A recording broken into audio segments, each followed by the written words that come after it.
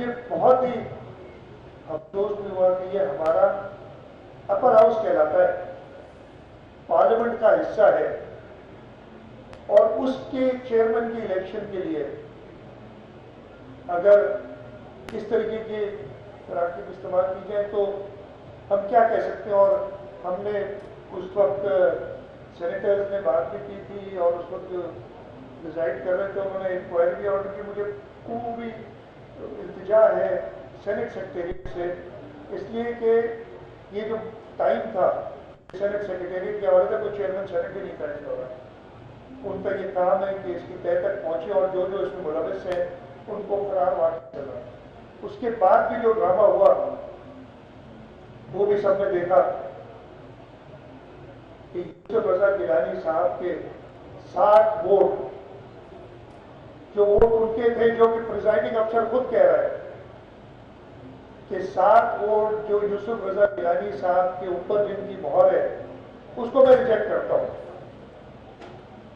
جبکہ وہ صاحب خود پریزائڈنگ افسر، اس کے بعد جو چیئرمین سینٹ بن گئے اور انہوں نے حلف اٹھا لیا، انہوں نے بھی جب بتایا کہ جی اس کھانے میں کہیں پہ بھی مہر لگا دیں. ایک بہت ہی افسوسناک دن تھا کل ہمارے ملک کے لیے، بہت ہی افسوسناک دن تھا جمہوریت کے لیے.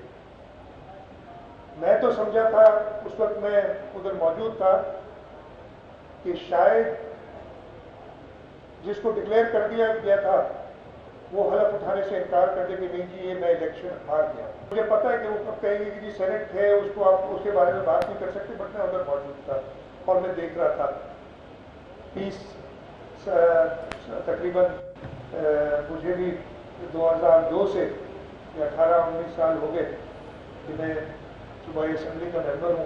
ایسی حالت میں نے کہیں نہیں دیکھی کہ جہاں پہ ایک اعلیٰ ترین ادارے کے اندر ووٹ اس طریقے سے ریجیکٹ کیے جائیں، جبکہ کئی سپریم کورٹ کی ججمنٹس موجود ہیں. یہ تو بہت بڑی بات ہے، سپریم کورٹ کی ججمنٹس کہتی ہیں کہ اگر ووٹر کی انٹینشن ظاہر ہو جائے تو اس کا ووٹ آپ ریجیکٹ نہیں کر سکتے. یہ تو جس کی انٹینشن کیا ہے، جس کو ووٹ دینا چاہتے تھے اس کے نام کے اوپر انہوں نے اسٹیمپ کیا تھا اور وہ 7 ووٹ ریجیکٹ کیے. یہ ایک سازش تھی جو کہ صبح شروع ہوئی تھی، پہلے سے شروع تھی، لیکن صبح پہلے وہ کیمرہ سے پتہ چلی بے نقاب ہوئی اور پھر شام کو تقریباً 6 بجے دوبارہ بے نقاب ہوئی.